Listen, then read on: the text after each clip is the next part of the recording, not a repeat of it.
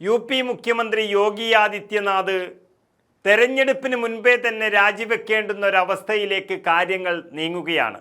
വരുന്ന മാർച്ചിന് മുൻപേ തന്നെ യു.പി. തെരഞ്ഞെടുപ്പ് നടക്കുകയാണ്.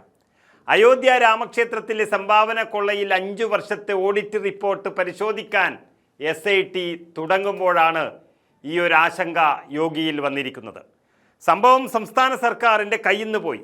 അതായത് മറ്റെന്ത് കൂട്ടക്കൊലപാതകമായാലും സാമ്പത്തിക ക്രമക്കേടുകളാണെങ്കിലുമൊക്കെ എല്ലാം ഇരുചെവിയറിയാതെ ഒതുക്കി തീർക്കാൻ മിടുക്കന്മാരാണ് ഈ യോഗി ആദിത്യനാഥും നരേന്ദ്രമോദിയും ഒക്കെ.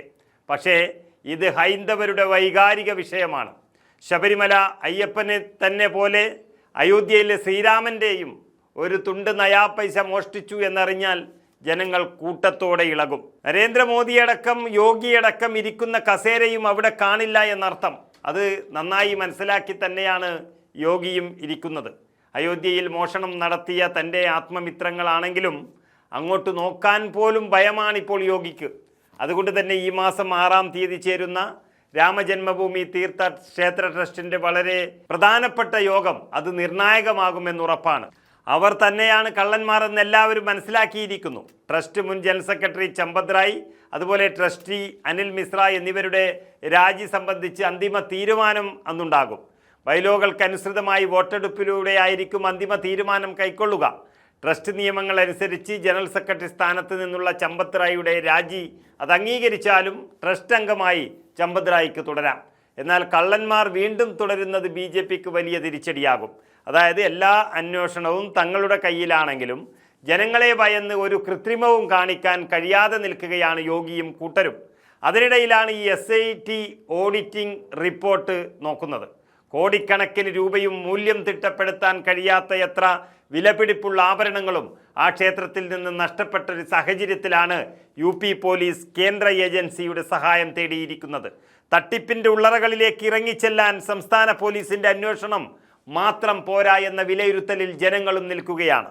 കേസ് CBIയോ അതോ EDയോ ഒക്കെ അന്വേഷിക്കണമെന്ന് പ്രതിപക്ഷവും ശക്തമായി ആവശ്യപ്പെട്ടതോടെ യോഗി കൂടുതൽ പ്രതിരോധത്തിലാകുമെന്നുറപ്പാണ്. കേസ് അന്വേഷിക്കുന്ന പ്രത്യേക പോലീസ് സംഘത്തിന് അന്വേഷണം പൂർത്തിയാക്കാൻ ഉത്തർപ്രദേശ് സർക്കാർ 15 ദിവസം കൂടി സമയം അനുവദിച്ചതൊക്കെ ഒരു നാടകമാണ്. കുറ്റവാളികൾക്ക് കടുത്ത ശിക്ഷ നൽകുമെന്ന് മുഖ്യമന്ത്രി യോഗി ആദിത്യനാഥ് പറയുന്നുണ്ടെങ്കിലും ഇതെല്ലാം തിരിച്ചടിയായി മാറുന്നത് അദ്ദേഹത്തിന് തന്നെയാണ്. കേസിലെ പ്രധാന പ്രതികളിൽ ഒരാളായ അവിനാശ് ശുക്ലയെ കേന്ദ്രീകരിച്ച് നടത്തുന്ന അന്വേഷണത്തിൽ ഞെട്ടിക്കുന്ന വിവരങ്ങളാണ് പുറത്തുവരുന്നത്. അവിനാശ് ശുക്ല RSSുമായി അടുത്ത ബന്ധം പുലർത്തുന്ന ഒരാളാണ്.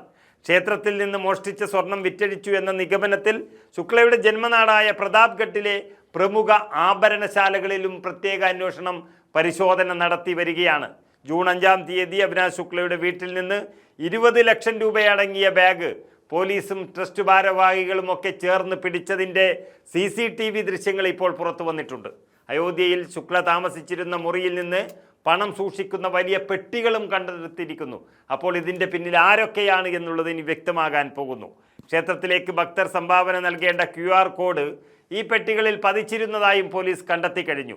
അതുമാത്രമല്ല, പ്രധാനമന്ത്രിയുടെയും യോഗിയുടെയും ഒക്കെ ഏറ്റവും അടുത്ത വിശ്വസ്തനായി അറിയപ്പെടുന്ന സംഘപരിവാർ നേതാവ് ചമ്പത് റായിയുടെ ഡ്രൈവറും ഇതേ തരത്തിലാണ് പണം മോഷ്ടിച്ചുകൊണ്ടിരുന്നത് എന്നും തെളിവുകൾ കിട്ടിക്കൊണ്ടിരിക്കുകയാണ്. അതുകൊണ്ട് തന്നെ പിണറായി വിജയന്റെ സഹായമില്ലാതെ ശബരിമലയിൽ കൊള്ള നടക്കില്ല എന്ന് ജനങ്ങൾ സ്വയം മനസ്സിലാക്കിയതുപോലെ UPയിൽ യോഗി ആദിത്യനാഥിൻ്റെ സഹായം ചർച്ചയായി വരികയാണ്.